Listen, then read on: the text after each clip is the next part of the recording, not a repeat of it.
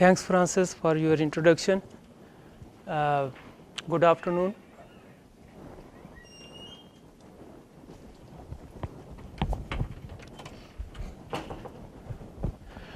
Today I will talk about the tailings biogeochemistry and how I can relate this biogeochemistry to predict the environmental challenges we have in terms of heavy metals, petroleum, hydrocarbon. I will discuss broadly all aspects of environmental challenges. Before I start, first of all, I would like to acknowledge my colleagues, researchers, Dr. Julia in biosciences. I have two postdocs, Dr. Alsu, Dr. Patter, who are working on the clay chemistry, Dr. Rajinder Gupta in chemical engineering. He helped me in developing this kinetic model to predict the methane emissions, and a couple of my graduate students. During the last 7-8 years, I have been doing research, and my research was supported by all major oil sand operators, Syncrude, Canadian Natural Resources, Shell Albion, and Helmholtz Alberta, and CERC. We have both government and industry funding for this research. I will not take much time to introduce what the oil sand development is. These are some statistics or very quick facts. In northern Alberta, we have 1.7 to 2 trillion barrels of oil sand deposits. Current crude bitumen production is 1.63 million barrels per day, and that statistics is 2011. I pulled all those information from the government of Alberta website. Projected crude bitumen production will exceed almost double, 3.5 million barrels up to 2020. With the extraction of bitumen, that is the thick material, oil sand tailing is produced. One estimate is around 1.3 million cubic meter per day tailings are produced with the current extraction rate. I use the word current inventory, but it's 2010 because this is what information I found on the Alberta website. They didn't update what the status is to 2013 or 14, but 2010 the total volume in the tailings pond, it's 830 million cubic meter. The area is 176 kilometer square, that is 1.5 times the size of the Vancouver city. That is a general overview. About the extraction, one thing I want to mention, please feel free to interrupt if you have any question. I would be more than happy to answer those. How the tailings are produced, that's why I prepared this slide. During the bitumen extraction process, if we have the oil sand ores, the oil sand ore is crushed and transported with the water to the bitumen separation facility. They use hot water, and they also used some light hydrocarbon solvent, we call it diluent, that is used to increase the bitumen efficiency from the oil sand ores. After froth separation or the bitumen separation, the bitumen goes to the refinery for synthetic crude oil production. But whatever remaining this bitumen is we call it oil sand tailings, and these oil sand tailings are deposited into the tailings pond, and the idea is to increase the settling. If after settling of tailings they will recover some water, the water process affected water, that is recycled back into the bitumen extraction process. I want to emphasize one thing over here, what the composition of oil sand tailing is. You can see over here the aqueous slurry of sand, silt, clay, residual bitumen. The extraction efficiency is up to 95%, but still 5% is unrecovered bitumen that goes to the tailings pond. In addition to that viscous material bitumen, naphtha that is used as a diluent, the concentration unrecovered concentration of naphtha that goes to the tailings is 1%, about 1%. Why I am focusing on this one? Because the clay is a major constituent that is creating problem in tailings settling. The other thing is the naphtha. It means we are adding more hydrocarbons into the environment, into the tailing system, and I would focus on the naphtha during my biodegradation study when I discuss. Environmental issues. You can see this is the surface, very famous photograph. I use this photo picture for every my seminar, very old picture, and you can see the bubbles, gas bubbles on the surface of the tailing pond, Milder Lake settling basin. That is Syncrude's tailings pond, very big, and it has almost 250 million cubic meter of tailing. On the surface, methane, CO2 bubbles. These are the environmental issues, but again I would like to emphasize, now I am talking about the anoxic environment, the anoxic environment in the tailings, because there is no oxygen. The issues we have, or the contamination problems we have: organic contaminants, petroleum hydrocarbons, and we have the naphthenic acid. I will not talk about the naphthenic acid because I never worked on the naphthenic acid, because the major constituents, those are the petroleum hydrocarbon. I will talk about those. The second is greenhouse gas emission, and you have already seen the methane emissions from the surface of tailing, and those greenhouse gas emissions are coupled to the biodegradation of petroleum hydrocarbon. I will talk in a while. The third is consolidation of fines, because what the industrial need is, they want to increase the consolidation of solid phase or solid matrix, so that more pore water can come at the surface. They call it cave water, and they will recycle this cave water. They are not allowed to take 100% fresh water for the extraction process, and that's why it's very important. If there is any way we can consolidate the oil sand tailings. With the consolidation of fines, definitely the recovery of more pore water. Pore water is the term I use in the tailings, means in the slurry, the water in the slurry is the pore water. When that pore water is expressed to the surface, I call it cap water. The last is inorganic contaminants, trace elements, salts. I will not talk about the salts, but I would like to talk about the metals. We just finished some analysis. I have some surprising results about the heavy metals, what type of metals we have in the tailings pond, because so far I didn't see much literature published on the heavy metal in the tailings pond. In addition to anoxic environment, oxic environment, because nowadays to decrease the footprints of tailings pond, different technologies are being used to accelerate, and one of them is dry tailing or thickened tailing. They can take the mature fine tailing, they put some sand inside to make it a consolidated tailing, so that they can use in the land reclamation or use in the oxic environment. Suncor, they have started using the thin left tailing. They have to put the tailings on the surface at a slope, so that they can dewater it, add some polymers to increase the dewatering of tailing. But ultimately, I would like to describe here, if we put consolidated tailing or dry tailing on the surface, or if it is exposed to the oxic environment, what the environmental consequences are. I will talk about all those quickly, because I have some published paper. If anybody needs more explanation or description, they can check those publications.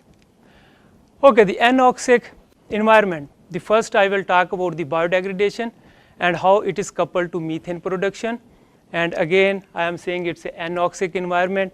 What the anoxic and how the methane is produced by the microorganism, I have given this table that will show you the 3 redox conditions. Oxic one, if there is a oxygen means if you expose to the atmosphere, we call it oxygen. And oxygen, on this column you will see all are the electron acceptor during microbial metabolism.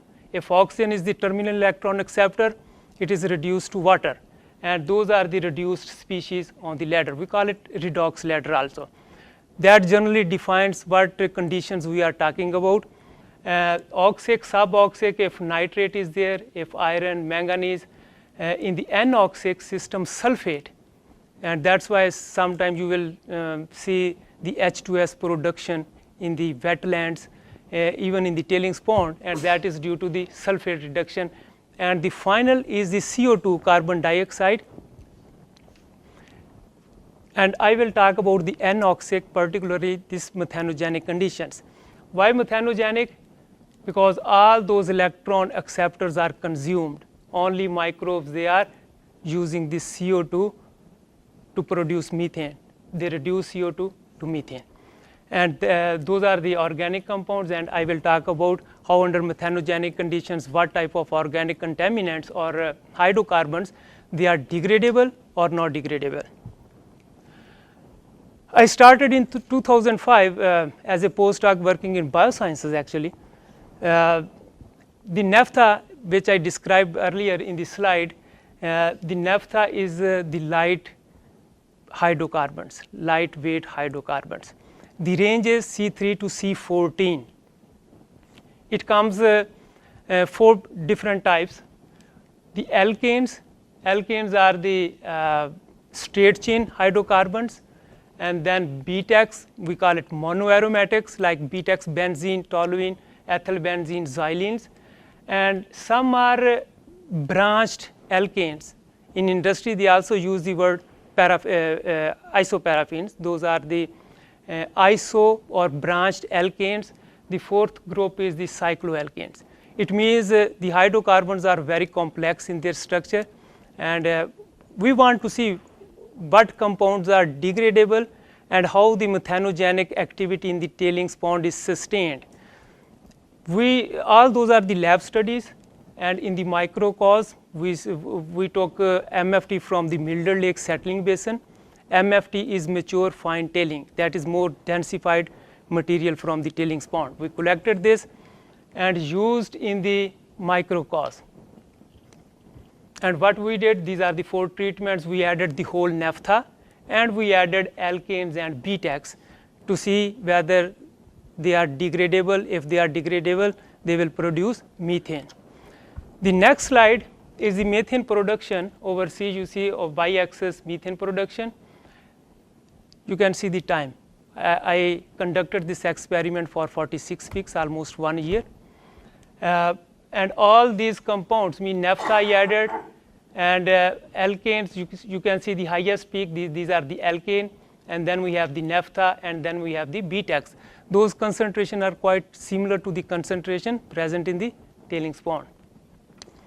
The next is, after monitoring this methane, we analyze our MFT, which is mature fine tailing, to see the degradation. And we have seen in the alkanes, all alkanes like C6, C7, C8, C10, which we added to the MFT, all compounds degraded during 46 weeks. About the BTEX, where we added the separate BTEX compound, toluene and xylenes, they were almost degraded, but certain compounds like benzene and ethyl benzene, they were not degraded much during 46 weeks. About naphtha, because naphtha is a complex mixture of hydrocarbons, we used almost 100-meter column to resolve each hydrocarbon. In this case, the top panel is the heat-killed tailings. Heat-killed, where we killed the microorganisms. The live tailing is where the microbes are active. When we added the naphtha, the same experiment I am talking about, you can observe some peaks disappeared, but most of the peaks, they were there. It means the peaks disappeared, were degraded by the microorganisms.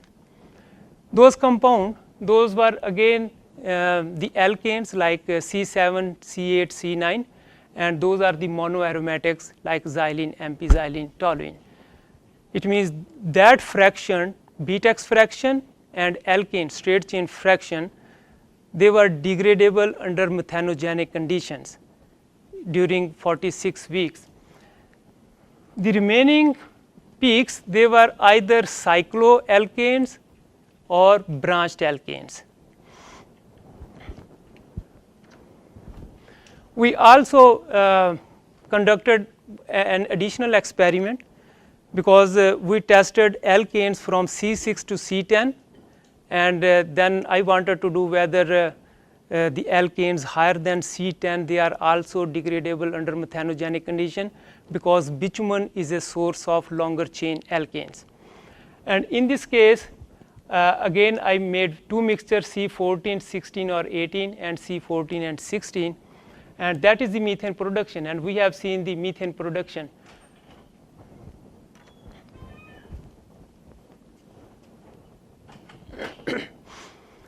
The chemical analysis, when we did the gas chromatographic analysis, and we have seen all C14 to C18 compounds, they also degraded.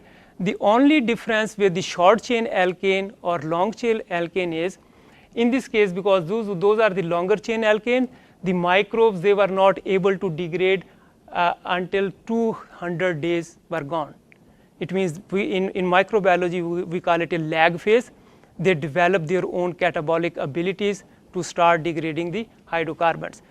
If we compare with the previous slides where we used short chain alkanes after 35 weeks, but in this case 200 days. That was about the Syncrude, because Syncrude was using the naphtha. I also conducted experiment using another oil sand operator, we call it Shell Albion. Shell Albion tailings pond, we collected their MFT, but they are using diluent very short range, C5 to C6. These are the only 5 compounds, these are the major 5 compounds, again pentane and hexane, 2 compounds straight chain, and 3 compounds, those are the branched one. And in the literature so far, under methanogenic condition, because this is least thermodynamically favorable condition for microbes to produce or to degrade hydrocarbons, no literature so far I have seen on the branched alkane degradation. In this case, I set this experiment around 2006, it's almost 8 years now, and this experiment is still in progress. You can see I have only 2 treatments. The first treatment I put mixture of alkanes, in the second treatment I put the mixture of branched alkanes. Very surprising result, even I have 3 microcosm, 3 replication of one treatment. After this is a week, it means 350 or 400 weeks, 8 years. After 100 weeks, after 2 years, I saw degradation of pentane and hexane straight chain. As compared to Syncrude tailings, we just observed this degradation after 35 days, because that tailing pond is quite younger as compared to Mildred Lake settling basin. It means the microbial community is already well developed in the Mildred Lake settling basin. Because this is a very younger, and it took almost 100 weeks, more than 2 years or around 2 years, then they started producing degrading in one replication. The other replication 200 weeks, means I waited for 4 years to see the degradation of other compound. And then we have seen the degradation of branched alkanes also. If I didn't give data over here, the gas chromatographic data, but I can say that 400 days we have 100% degradation of whatever quantity. I think we added 400 ppm of each individual compound and 100% degradation. Over here, if you see the degradation, 3 compounds I have added, only 2 compounds, this middle one, 2-methylpentane was degraded 100%. 3-methylpentane, no degradation. and you can see the comparison. Only the methyl group is on second carbon, and here the methyl group is on third carbon. Only the structure, a little bit difference in the structure can make a difference in the biodegradation. The other is 50% methyl butane. I am not sure this is the direct biodegradation or there is a co-metabolic effect, because the microbes want to degrade that middle compound, but they produce enzyme that also degrade the other compounds without getting any growth energy. Okay, that is the 8 years data. Proposed metabolic pathway. I was also curious to see what type of microbes they are there to degrade the hydrocarbons. I published this data 2011-12 Environmental Science Technology. We have a lot of data in a sense, but I just compiled this data to give you the pathway. We have the fermenters, we have the syntrophs that will initially degrade the hydrocarbons, and they will produce acetate and the other like CO2 and hydrogen. One group of methanogens are responsible to produce the methane. One group is we call it acetoclastic, they use acetate and convert to methane. The other is hydrogenotrophic, they use CO2 and hydrogen to produce this methane. Okay, the second, prediction of greenhouse gas emission. When we got those results, and I worked with Dr. Rajinder Gupta in chemical and materials engineering, I wanted to use my lab studies and I wanted to develop a model so that we can predict the greenhouse gases emission. The first approach which I used is the prediction of methane emission using naphtha deposition rate. Nothing to do with the kinetics. If we know how much naphtha we are dumping into the tailings pond, what the potential methane emissions are, this first approach is adequate enough. According to my calculation, 1 ton of naphtha, and in naphtha in our study we have seen that the straight chain alkanes or BTEX are degradable. If we take those compounds that constitute about 30% of naphtha, if those naphtha are degraded, then the 1 ton of naphtha has the potential to produce 280,000 liters of methane.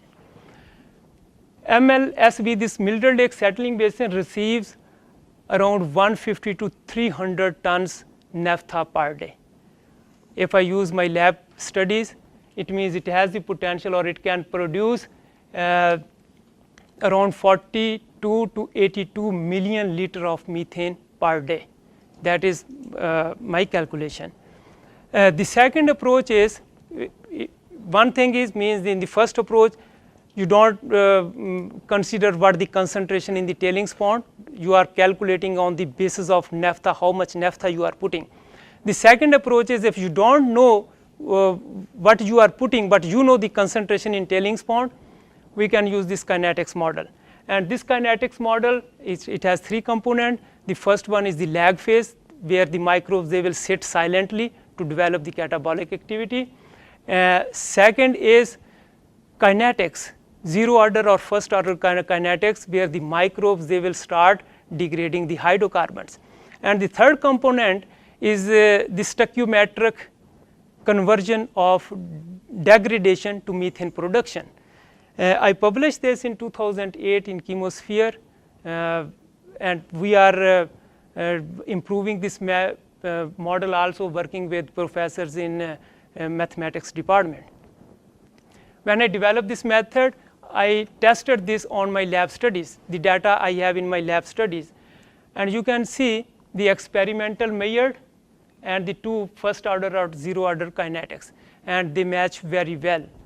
If I apply this model to the tailings pond, where the concentration on the x-axis, you can see this is the concentration 0.0 to 1% of naphtha, first order and zero order kinetics, and if I take average 0.2% of naphtha in the tailings, then I can predict 70 liter methane per square meter per day.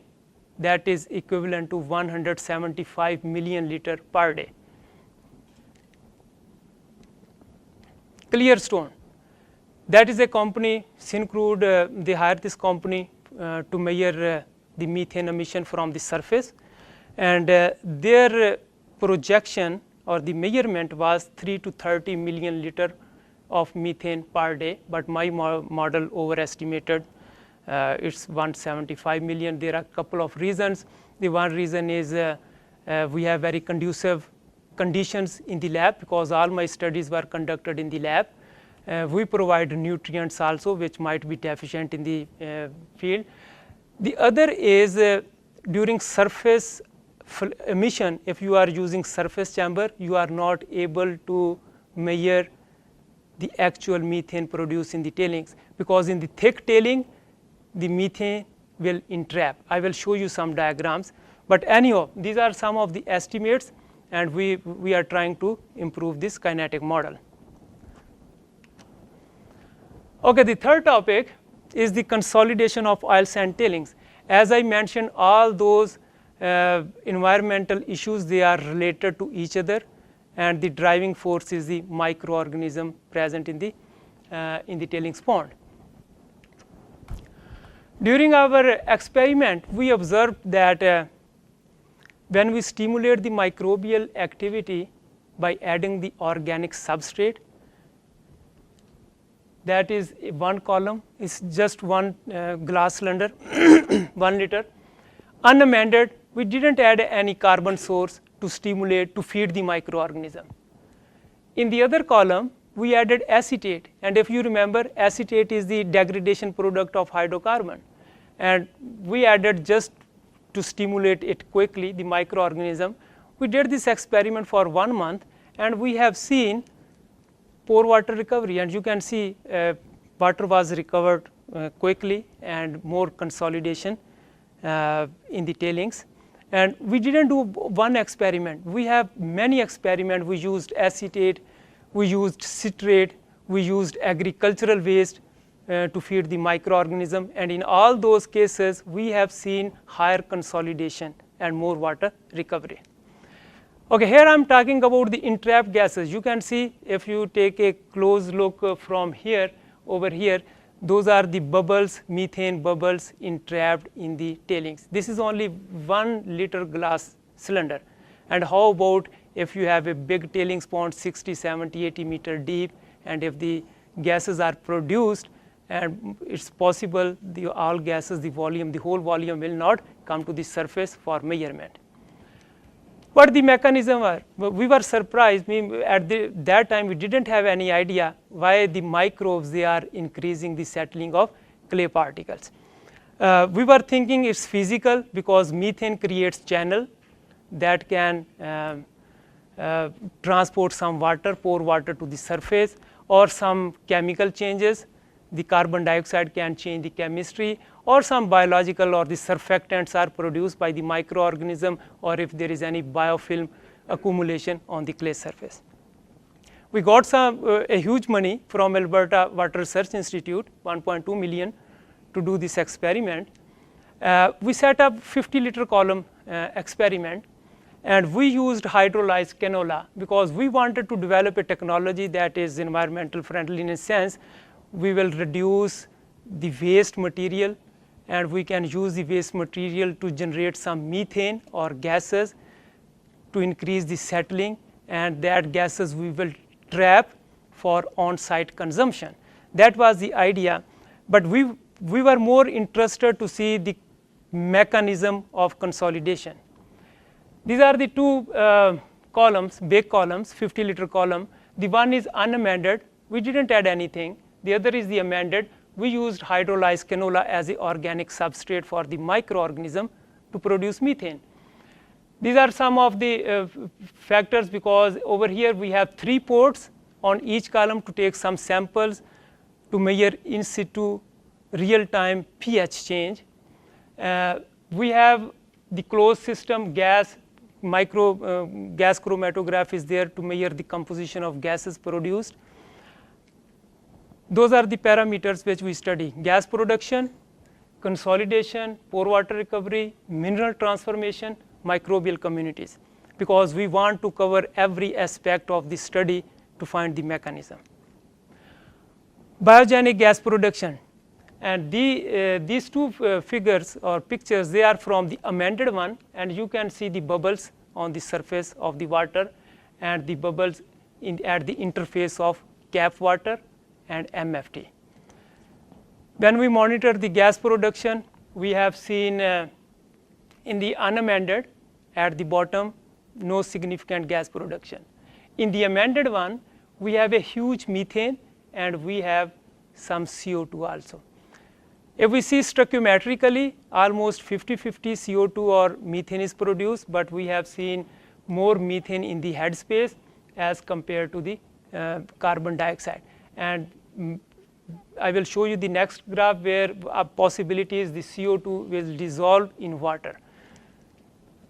Tailings water recovery and consolidation, and this you can see the water recovery where there is a unamended and amended, we have almost 15% more water recovery. In the settling, we have almost 15% more settling of clay particles in the two columns. Tailings chemistry, we also monitor the pH with time. Those ports U2 and U3, those are the two ports in the MFT in the unamended. U stands for unamended, and A is amended where we put the hydrolyzed cannula. And in this case, you see we conducted this experiment for 213 days, and we have observed a drop in pH in the amended one. It means microbial activity, if you stimulate the microbial activity, it will produce CO2, it can reduce the pH. That is the redox potential. We also monitor the redox potential. The redox potential will give you whether the conditions are oxic, suboxic, anoxic. If you see a more negative value, it means the conditions are strongly reducing. Pore water chemistry. What we did, we also during after 213 days from those three ports, we collected the mature fine tailing. We centrifuged, separated the water phase, separated the solid phase. Water phase we analyzed for all chemical parameters, and solid phase we analyzed for mineral transformation. And in this case, if that part is all U1, U2, U3, 3 ports on the unamended, and these are the amended. If you see, you can clearly observe that calcium and magnesium, they were higher in the pore water as in the amended one as compared to the unamended. How about sodium? Sodium, you can see it's 800, very high concentration of sodium, 800, around 800 ppm, and we didn't see any significant change in the sodium. Anions, important anions, no chloride effect, but if you compare the amended one, you have more bicarbonate in the pore water as compared to the unamended, where there is very less microbial activity. That is the calculated one. We used all that pore water analysis, all three, and we calculated the ionic strength to see whether salts are more. And in this case, why we calculated the ionic strength? Because we also calculated the diffuse double layer. We want to see the behavior of clays in two different MFT. And in this case, you have more ionic strength of the solution. If you have more ionic strength, you will compress the diffuse double layer. Solid phase. In solid phase, we did all the iron mineral characterization. So many values over here. You don't need to go through all those, but just see the amorphous iron. Amorphous iron 2 minerals. When we compare the unamended, we had very little amorphous iron, because iron 3 and iron 2 minerals means oxidation of iron is different. And in this case, in the amorphous iron 2, we have less in the unamended and we have more in the amended. What type of iron 2 amorphous minerals? We have seen the sulfide, we determined the sulfide mineral, and here you can see in the amended one more iron sulfide minerals were formed. About the pyrite, pyrite didn't change. There is no difference between amended and unamended. This is another phosphate iron mineral, that is vivianite, and we have seen more vivianite in the amended one. It means with microbial metabolism or the microbial degradation of hydrocarbons or organic substrate, the electrons are transferred to iron minerals that will reduce iron 3 to iron 2 minerals, and that is why these are some of the new iron minerals. But if we do the mass balance calculations, whatever difference we have seen is 2% iron, those three they do not account for the whole difference in amended versus unamended, and we are speculating the green rust, that is a mixture of iron 2 and iron 3 minerals that are formed, because it is very hard to determine this or chemically analyze this green rust. But the message over here is the microbes, they transform iron 3 minerals and produce iron 2 minerals also.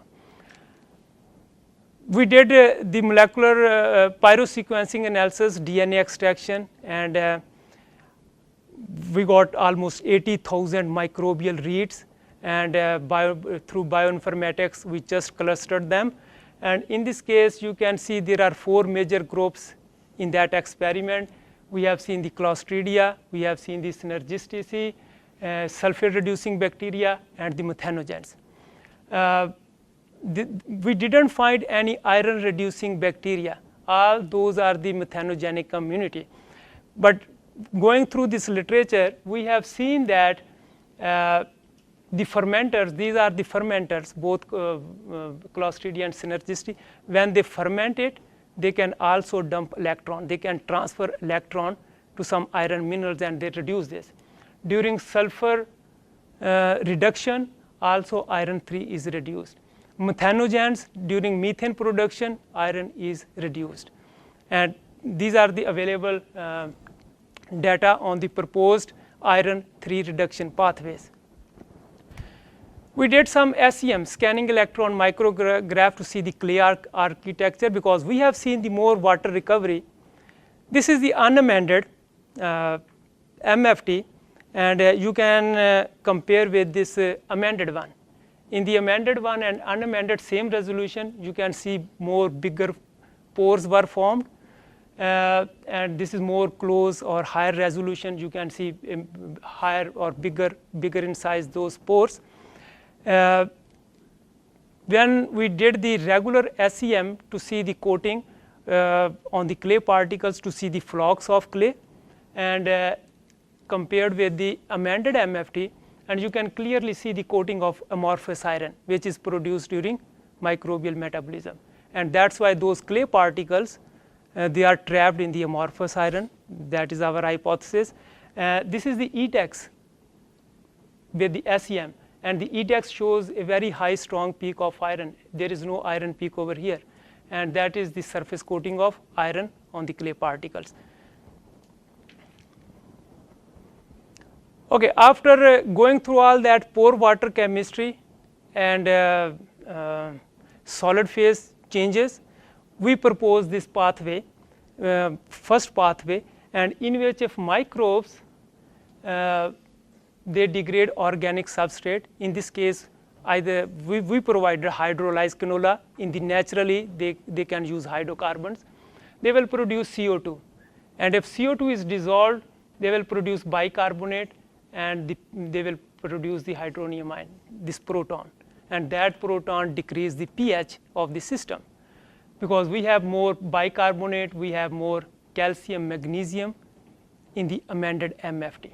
And we are proposing, one thing is the ionic strength was higher, that compressed the diffuse double layer, or some cation exchange reaction. This we did not determine in this experiment, but we have observed in other experiment the cation exchange process can occur, and that will flocculate the clay particles, they consolidate the clay particles, and we will have the consolidation. The second pathway is the during organic carbon metabolism, iron 3 minerals are reduced to iron 2 minerals, and I have shown you the SEM, they can trap or they can mask the reactive surfaces of clay particles. That will increase the consolidation. These are the two hypothetical proposed pathways on the basis of our data. Next is heavy metals in oil sand tailings. I was quite scared to provide this data. Still, I am not sure how to interpret this data. Does methanogenesis alter metal distribution in the oil sand tailings?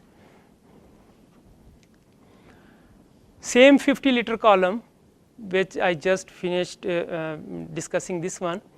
50-liter column, when we separated the pore water under anaerobic condition, we acidified the pore water, and we analyzed a facility in geotech in civil and environmental engineering using their ICP-MS.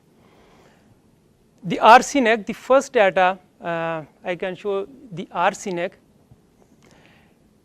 In the unamended, the arsenic is above the 10 ppb, where we did not stimulate the microbial activity. It means already arsenic is present, and this red line is actually the aquatic life critical limits, Canadian CCME critical limits. And in the unamended, it was above the 5 ppb. But when we stimulated the microorganism, and microorganism transformed all those iron minerals, and that increased the arsenic also. It almost now you can see more than 20 ppb. How about selenium? Selenium is 1 ppb critical limit. In the unamended, the selenium unamended, we have around more than 30 ppb. Microbial activity transformation, it increased the selenium in the system. The arsenic, if we see the speciation of arsenic under reducing conditions, arsenic 5 is reduced to arsenic 3, it makes sense. Means if it's more in the amended one, where the microbes can use arsenate as terminal electron acceptor. But the results are surprising in case of selenium, because selenium soluble selenium selenate is also electron acceptor, and we should not see this selenium in the pore water because the conditions are anoxic. Under methanogenic condition, we should not see hexavalent selenium. Chromium, in this case 1 ppb chromium critical limit, and definitely chromium is high in the amended, vanadium is high in the amended, strontium is high in the amended. Means that is a similar trend for all those 4, 5. We did not observe the lead, we did not observe the zinc, and maybe they are precipitated in the zinc sulfide, because we have more sulfide precipitation in the amended one. We also did one experiment to see the consolidation. We constructed this bioreactor study. We want to use the same Syncrude MFT from Milder Lake settling basin, and here you can see this bioreactor when we put the MFT, and in this bioreactor the MFT stayed in the system for 5 weeks, 35 days in the bioreactor. After this bioreactor, we pour this MFT in one cylinder to see the densification, and we also put some MFT from the bioreactor in 20 ml microcos. If you see in this when we analyze for metal to see the pore water, and you can see the recovery, it's almost more than 35% more water was recovered at the top, but the water has a lot of I think organics. You can see the color, and in this case 35 day in bioreactor, that is the canola rate, 7.7 gram canola we added in the bioreactor, and the MFT stayed in the column 42 days in column. That's why we have the settling. We took this material, this pore water, and we analyze for metals. The other is the microcos, 35 days in the bioreactor, and last week when we analyzed that microcos separating the pore water, 681 days in the microcos. We compared with the unamended column, 0 day in bioreactor, 0 gram canola because we didn't add any canola, and 77 day in the column. We also another control treatment time 0. Here we put the canola 0.9 gram, over here 77 day in the column. Now we collected all the sample, pore water sample, and we analyzed the metal. In this case, that is the column study, 77 days, and in the unamended U0 is the unamended 0, and T0 I showed you those two controls, and this is the bioreactor where we added the MFT. And you can see the arsenic is around 35 or 37 ppb. After 681 days in the small microcosm, and you can see the arsenic is around 6000 ppb. Was it aerobic? No, anaerobic. Selenium, here the selenium was after 77 days in the column, selenium was you can see in the unamended, very low 1 ppb low concentration, and in the amended one the selenium was around 75 ppb after 77 days in the column, 681 days, and you can see the selenium is 1200 ppb. Chromium, again I would like to see, we should not see much selenium 6 in the system, because the redox it should precipitate as elemental selenium under anoxic system. Chromium 50 in the column and around 200 less than 200 after 681 days. Vanadium after 77 in column, 77 days, and vanadium disappeared after 681 days, and maybe because vanadium 5 to vanadium 4, that is possible. But the higher selenium, I am speculating that we are adding hydrolyzed canola too much organic stuff to densify the material, and the reduced selenium can bind with the organic material, and if the species organic selenium is produced, that is more soluble and even more toxic. And now we have the equipment in our lab for speciation, and we will try to resolve what kind of selenium was in the pore water. But whatever this data I am presenting, definitely it can affect the option of end pit lakes, because the end pit lake is considered as a viable option to manage the tailings pond. And in the end pit lakes, what they will do, they have the MFT and they will put some cap water, but they don't know if the recalcitrant hydrocarbon, I have shown you 8 years data, some hydrocarbons are, if those hydrocarbons, recalcitrant hydrocarbons are in the MFT, they are definitely a source of methane or gas production, or a source for the microbial metabolism. And if there is a ongoing biogeochemical processes in the MFT, they can generate, they can precipitate metal, they can dissolve more metal, they can produce methane, the methane will go. It means there is a chance. We need to study it thoroughly to see the quality, water quality of end pit lake in the Athabasca region. Last part on the oxic environment, what the environmental consequences of dry or thickened tailing is. The obvious is acid rock drainage, because we have seen our studies, we have more sulfide minerals in this case. We got 2 samples, thickened tailing samples from oil sand operator, I will not mention the name. They have done some experiment in the field, cell 1 and cell 2. In both they added the thickened tailing, consolidated tailings. And this is the water, they are putting water. We got same samples from cell 1 and cell 5, and we are doing experiment in our lab in the small trays. In this case, cell 1 and cell 2, and we did this experiment for a couple of months. I will show you the data. Cell 1 pH. In first 300 days, what we have done in those trays, once a week or twice a week, we sprayed water and we collected the leachate. Once we collected the leachate and we did a quick analysis of pH, EH, EC, metals, sulfate. We have done some SEM also to see if new minerals are formed.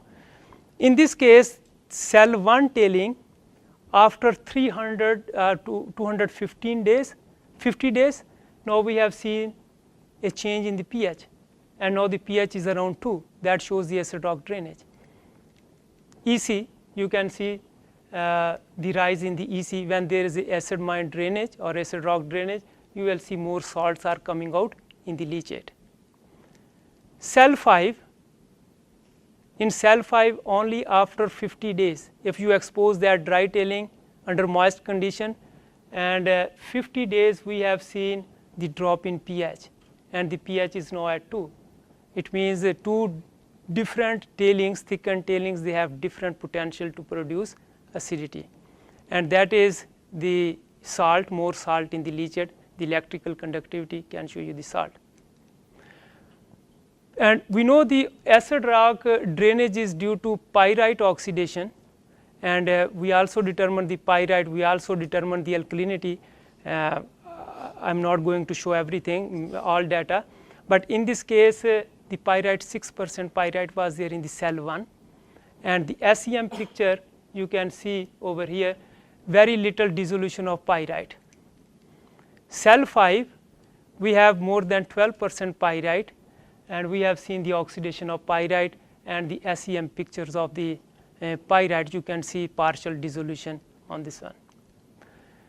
If I conclude all those conclusions, I would say the indigenous microbes, they are a key driver of all biological processes or geochemical processes in the oil sand tailings, and all those geochemical processes are linked to each other.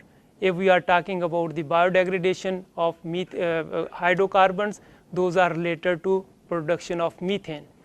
If during gas emissions or gas production, the methanogenesis can change, or methanogenesis can alter the pore water quality in terms of cations, anions, alkalinity, or metals.